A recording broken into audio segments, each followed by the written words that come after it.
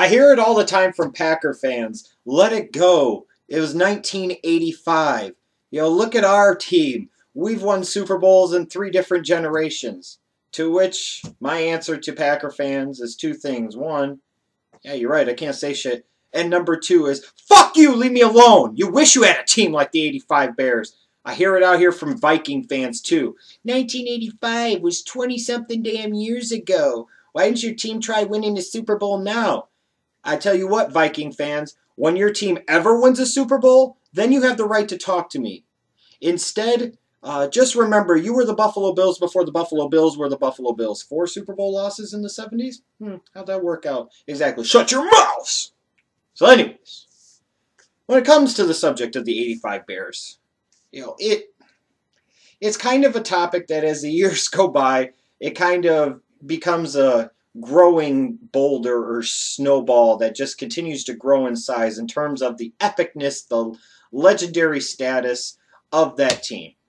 You'll look at why they're so revered by Bears fans, and with a lot of football circles in general, 27 plus years later, was it Da Coach? Ditka? Well, obviously, that's a big part of it. Was it the fact that they had arguably the greatest all-around running back in NFL history in sweetness Walter Payton in the backfield? Perhaps.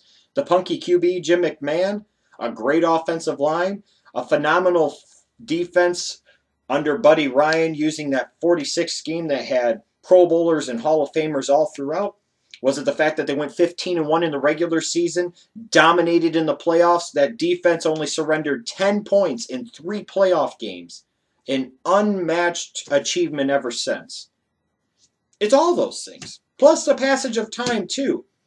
As great teams like that, as the years go by, they're only remembered more and more for their greatness. Just like I would say as a Bulls fan with the 90s Bulls teams of Michael Jordan and Scottie Pippen. As the years go by, you remember those times, how great they were, and they just get greater as the years go by. But part of the reason I think the 85 Bears are held in such a majestic light, so to speak, is the fact that it's 27 years later, and the Bears have won 0 Super Bowls since. And in large part, as that 85 team over the next few years, as the talent started to wean out and go other places, retire, what have you, the organization has struggled a lot for the past 2 decades. Now, under Lovie Smith, they've had some good years and some mediocre years, but it's been better than the days of the Wanstead and Duran regimes, no question about it. But when you look back at that 85 team, even when the Bears went to the Super Bowl in 2006, it just didn't feel the same, and it didn't feel like they were really a legitimate Super Bowl contending team, and they weren't. When you have Rex Grossman at quarterback, how can you be a real legit Super Bowl contender? I don't care. But it's been 27 years since the Bears have won a Super Bowl. And the ultimate question, the operative question, the most important question of all to ask is why?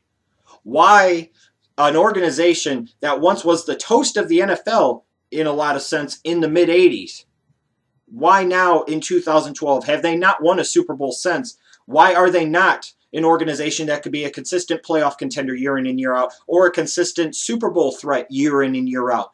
There are many reasons for that. And in this video, I'm going to do the best job I can to illustrate why the 85 Bears became such a great team, and why the Bears teams of the past 2+ decades, and even the Bears of today, significantly fall short of that. And it really comes down to the way the organization was structured in that time, more importantly, how they built that 85 Bears team versus how even good Bears teams are built now. So let's start off by taking a look at how the 1985 Chicago Bears team was actually built. It's amazing to me that even today, in 2012, in this era of the expanding alleged importance of free agency in the National Football League, that to me, the teams that are the best and the most consistent year in and year out contenders for divisional titles, conference championships, Super Bowls, are the teams that draft the best. You will find in teams like when Peyton Manning was with the Indianapolis Colts and Tom Brady with the Patriots. You look at the New York Giants, the Pittsburgh Steelers, the Green Bay Packers. These are teams that had several things in common, one of them being the fact that they tended to hit on quite a few of their first-round picks. Or if they missed on a couple of them, they found some real studs in the first round and then sprinkled in some good middle and late round value picks, some of whom themselves became big stars. So it's not a coincidence. Even in this era of free agency, I still maintain and argue that the NFL draft is the best, most effective, and easiest way to build not only a Super Bowl team once, but a team that can consistently contend year in and year out. And when you look at the 1985 Bears, I think they really epitomize this and crystallize this. You know, maybe some Bears fans have this delusion that George Halas planted some magical beans in Soldier Field and said, hey, God, by 1985, give me a Super Bowl champion. And bah, it happened. No. The Bears organization at that time, believe it or not, did a lot of things right. And it really started with the draft. In 1975, in Jim Finks' first year as GM, they decided to take a little-known running back, but a very talented one, out of a small school called Jackson State named Walter Payton. I could go on and on for hours about sweetness, but the bottom line is he was the man. He was the franchise player. He was the centerpiece for everything that Bears organization was going to do for the next decade plus. And it's so much easier as an organization going into every offseason with draft, free agency, trades, whatever, when you have that one focal point that you can build around, that cornerstone. It makes everything else kind of fall into place logically. But of course, for the Bears, the next three drafts, 76 through 78, kind of stunk, to be honest with you. It wasn't until 1979 that they really started to get it in the NFL draft and really had a period of success. That was the most important reason that the Bears were such a good team during the middle to late 1980s. Between 1979 and 1985, the Bears had a total of 9 first-round picks and didn't miss on a single one of them. You had good players, very good players, Pro Bowlers, a Hall of Famer, all throughout those 9 first-round picks. In 79, they took Dan Hampton and Al Harris, 2 defensive linemen. In 80, they took Mama's boy Otis Wilson, an outside linebacker. 81, Keith Van Horn, an offensive tackle from USC. In 82, they drafted their franchise quarterback in the punky QB Jim McMahon out of good old BYU with the 5th overall pick. Thank God Art Schleister went 2 picks before, is all I'll say about that.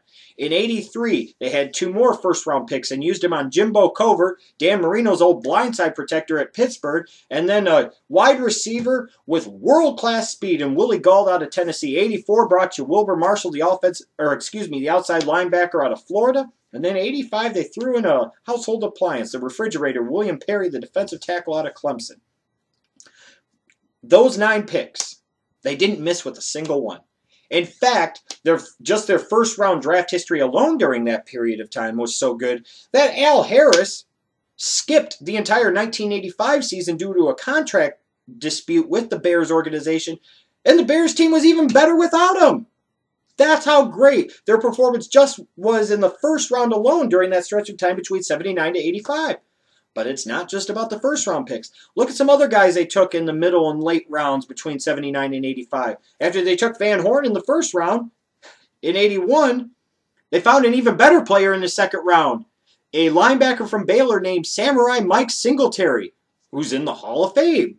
In 83, in the 8th round, after over 200 players had already been picked, the Bears found a little defensive end from Tennessee State named Richard Dent, who now himself is a Hall of Famer. Think about that. Not only did they hit on every single first-round pick, they found Hall of Famers in the second round and in the 8th round. And they also, when you look between 79 and 85, it seems like the Bears every year, besides just hitting on that first-round pick, found 1 or 2, in some cases more than 2, other key contributors, role players, starters, studs, what have you, somewhere else in the draft, either in the middle or late rounds. You know, you look at that 1983 draft in particular, definitely the greatest draft in Bears history and arguably one of the greatest single drafts that any team has had in NFL history. Taking Covert and Gault in the first round, finding Dave Dorson, a 4-time Pro Bowl safety out of Notre Dame in the 4th round. Hell, Todd Bell was another guy that they had drafted in the middle rounds in the early 80s. He held out. He was a Pro Bowler in 84 at safety. He held out the 85 season in a contract dispute with the Bears. Imagine that. And Dave Dorson came right in as a rookie and made the Pro Bowl in 85, and to boot, made 3 more Pro Bowls after that.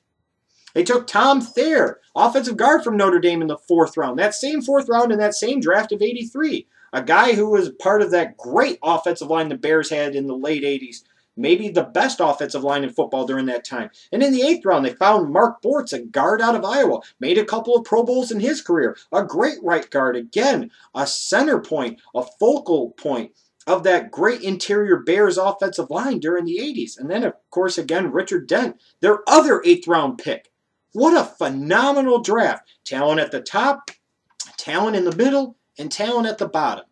And when you look at it, they not only drafted well, but maybe in some of the areas they weren't able to fill holes through the draft, they found him in other places, going on the waiver wire, going through free agency, finding other teams' rejects, and finding guys like Gary Fensick and Steve McMichael and Leslie Frazier and L.A. Mike Richardson and Jay Hilgenberg. The guy who they found, Jay Hilgenberg, off the scrap heap, to the point where this guy made 7 Pro Bowls in his career as a center, was their best offensive lineman, and I could probably argue belongs himself in Canton as a member of the National Football League Hall of Fame or the Pro Football Hall of Fame. Just phenomenal stuff. So when you look back at all the talent they had, their ability to draft high, their ability to draft well throughout, and then even find some role players or starters or studs from other places, it's not a surprise that the 85 Bears team was so damn good. And I really think it comes back to that drafting philosophy, which is so critical. Some organizations get it, some organizations do not. The Bears during this time clearly got it. They drafted based off of a combination of talent, need, and fit for scheme on both the offensive and defensive side of the football. And the result was one of the most dominant teams in NFL history, that 85 Bears team, and a team that you argue could have potentially or should have potentially won the Super Bowl in '84 and maybe 1 or 2 others along the way. One of the greatest dynasties that never was that Bears team of the mid-1980s. So hopefully you understand why that 85 Bears team was so damn dominant and was so damn great. But the past 2+ decades, you can't really say that about the Bears. Their draft history is at the very best checkered, and more likely than not, when you look at it, is pretty shitty. And it's because I think of not understanding how the draft really works, not having a clear-cut and effective draft philosophy year in and year out. And that really, in my opinion, explains kind of how the 2012 Chicago Bears have been built. Now, when it comes to the NFL draft, keep in mind what I said about the 1985 Bears and how they were built and how much that Bears organization got how things were supposed to be done during that time and how successful they were. Keep that in mind when I talk about the 2012 Bears and how they were built. In the description box, you can look and see I have listed out every first-round pick that the Bears have had since 1993.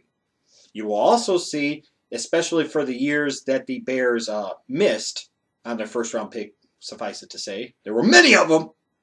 I've listed a couple of notable players that were drafted afterwards, either in the first round or early second round, that the Bears passed up on in those respective drafts. It's hilarious to say the least, and it, to me, clearly paints a picture of why the Bears haven't been Super Bowl contenders consistently for a long time and won't be anytime soon unless shit dramatically changes.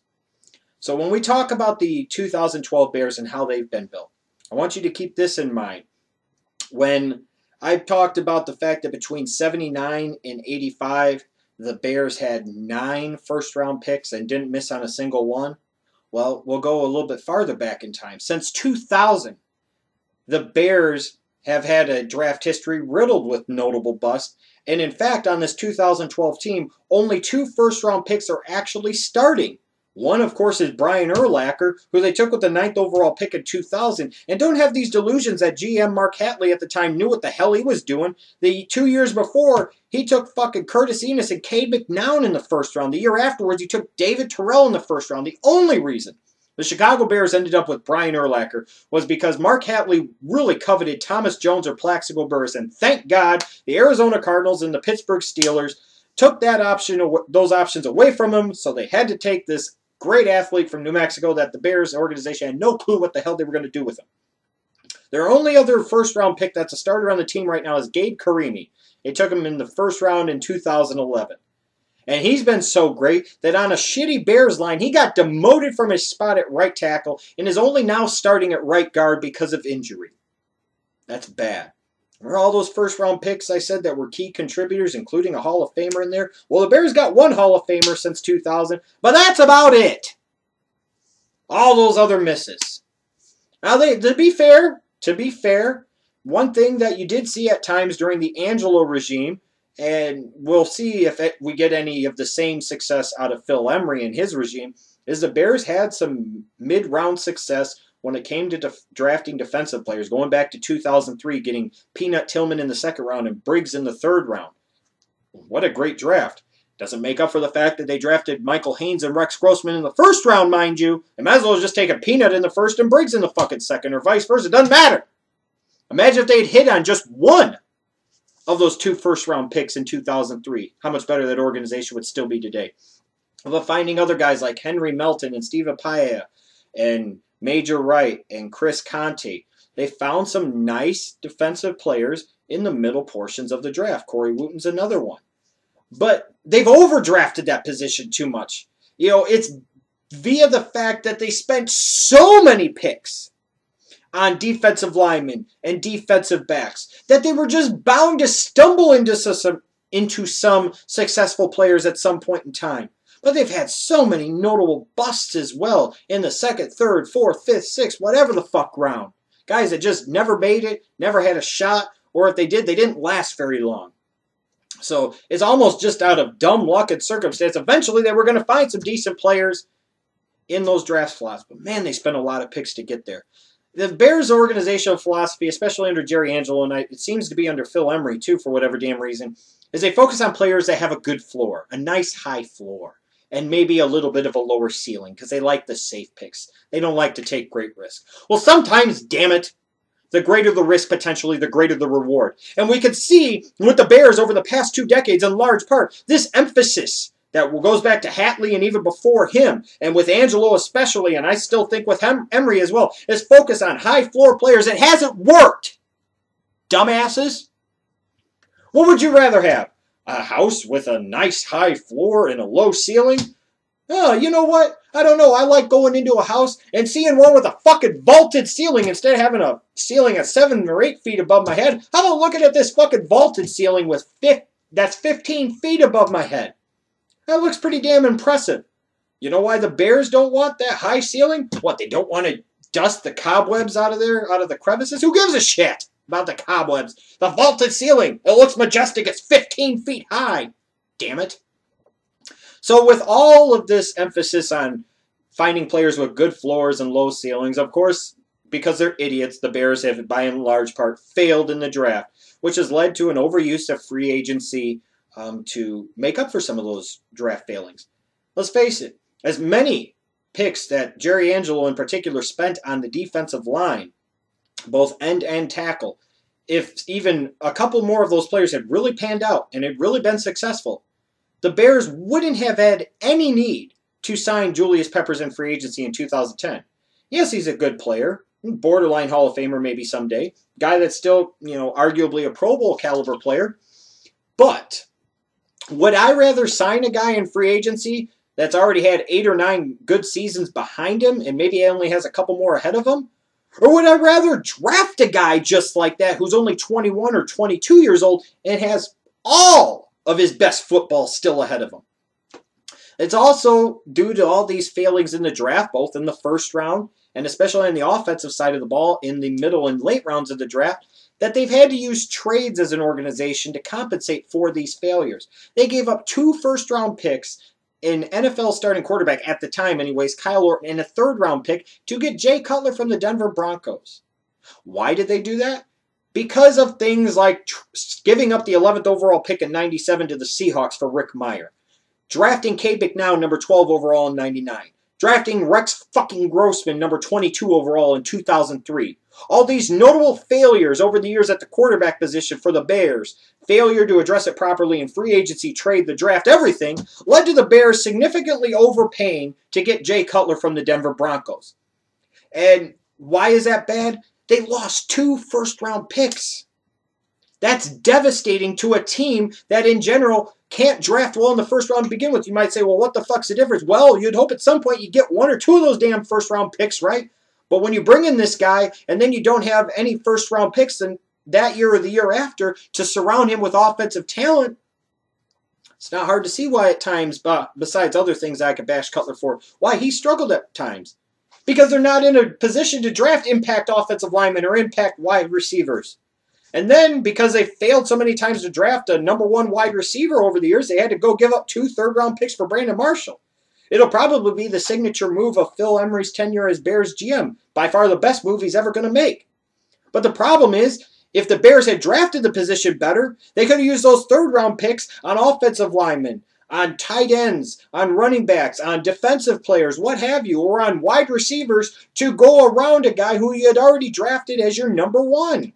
You shouldn't have to give up 2 third-round picks even to get a guy like Brandon Marshall. And if you do to bring in a guy like Brandon Marshall, it should be because everything else is in place and you're one piece away from being a Super Bowl contender. The problem is they bring in Brandon Marshall to be the starting point of the fucking offense. And I really think that it's, again, this repetitive focus on players with good floors and low ceilings and focusing way too much on the defensive side of the football and not trying to build nearly enough around Jay Cutler and missing on offensive linemen and wide receivers and all over the damn place, that has led to the Bears not being able to be a consistent year in and year out contender over the past 2 decades. And without some dramatic changes to the organization's philosophy when it comes to the draft and their success in the draft, it's not going to change anytime soon. So in my opinion, the Bears will not win a Super Bowl until these following things happen. In my opinion, it will be several years perhaps until the Bears are somebody that you can view as a consistent year in and year out Super Bowl contender. And they will not win a Super Bowl until they have a stretch of 3 or 5 consecutive first-round picks that work out. A couple of good players, a Pro Bowl player or 2, maybe a Hall of Famer in there. But too many misses in the first round over too many years. They have to start connecting on those first-round picks. They need to better understand how to draft in terms of philosophically, in terms of talent, need, and scheme. Like, let's look at the 2012 first-round pick of Shane McClellan. If you're going to tell me he was a better talent than, let's say, David DeCastro, then you're a moron. If you're going to tell me he filled a bigger need than, let's say, Kendall Wright, you're also a moron. And if you tell me that Shea McClellan better fit their 4-3 kind of cover 2 scheme, he fit that scheme better than, let's say, Chandler Jones out of Syracuse, you are also a moron. So they failed with their first-round pick from a talent standpoint, a need standpoint, and a scheme standpoint. And this is why they, in large part, have failed over the past 2 decades. They will miss with their first-round pick, or picks in some cases, on 1, 2, or in some cases, all 3 of these areas. They need to understand the importance of drafting the offensive line and skilled position players on offense through the draft. There has to be a re-emphasis and a shifting of focus away from the defensive side of the football because Jay Cutler was the guy that gave up 2 fucking first-round picks for, damn it. That's the guy, whether I like it or not, that you should have done a better job of building around between 2009 and the 2012 drafts. And over the past 4 drafts, you still see the Bears stubbornly clinging to this concept of, oh, it's about Bears football and defense and running the football. You haven't won a Super Bowl since 1985, you dipshits. And look at 2009 through 2012. You bring in Jay Cutler via trade, so especially in 2009 and 2010, you sit there and don't even have first-round picks, but you continue to spend picks on defensive players. Look at the 2010 draft. You traded away your second-round pick for fucking Gaines Adams. Lord rest his soul. But even if he was alive, I would still question the logic of that because the pick that they originally traded away to get Gaines Adams, you know what player was drafted with that pick? The New England Patriots selected Rob Gronkowski, tight end out of Arizona. Is it any surprise that the New England Patriots contend year in and year out, and the Chicago Bears continue to fail in the draft and continue to not contend year in and year out? It's because of stupid, dumbass moves like that and continuing to focus on defense year in and year out. No! You need to build your damn offensive line through the draft. You need to find your skill players at wide receiver and tight end in particular through the damn draft. They need to have that one super draft that's filled with solid players, a couple of Pro Bowlers, and maybe a Hall of Famer mixed in there. The Chicago Bears organization to date desperately. I don't think it's coming in 2013 or quite frankly anytime soon. But they need that draft where they hit on the first rounder. They get a guy in the second round that probably every bit as damn good as the first rounder, maybe better, and find a couple of other key contributors and Pro Bowlers mixed in there. They need that uber mega super successful draft. Because when you get that, if you could find 5, 6, or 7 real important key contributors, boy, once you do that, you are a whole hell of a lot closer to being a team that can really contend for a Super Bowl year in and year out. I'm 31, almost 32 years old. When the Bears last won the Super Bowl, I was 4 years old. When they went to the Super Bowl in the 2006 season, I knew they weren't going to win, even as good as that Bears defense was and as solid their running game was, because they were behind the times. And ultimately, the worst thing of all is where I saw the Indianapolis Colts were able to trot out a Peyton Manning as their starting quarterback, their Hall of Fame quarterback. The Bears trotted out Rex Grossman. If that doesn't epitomize the failures of this Bears organization, I don't know what will. Is it losing in the 2010 season, the NFC Championship game at home to your supposed to be most hated rival, the Green Bay Packers? Because in part, you see a team with a real franchise quarterback in Aaron Rodgers with real weapons around him and a real explosive playmaking defense. And then you look at the Bears still trying to play football like it's a fucking mid-1980s. Defense and running the ball and ball control and field position. The shit don't work anymore. And they keep trying to put Band-Aids over bullet wounds. The best way to heal those bullet wounds and to fix them up is to sew them up. Is to stitch them up. And the best way for the Bears to stitch them up is to start having some goddamn blessed success in the NFL draft. I'm tired of this. It's been 2 decades of largely failures in the NFL draft. At some point in time, somebody's got to get it right in that organization, don't they?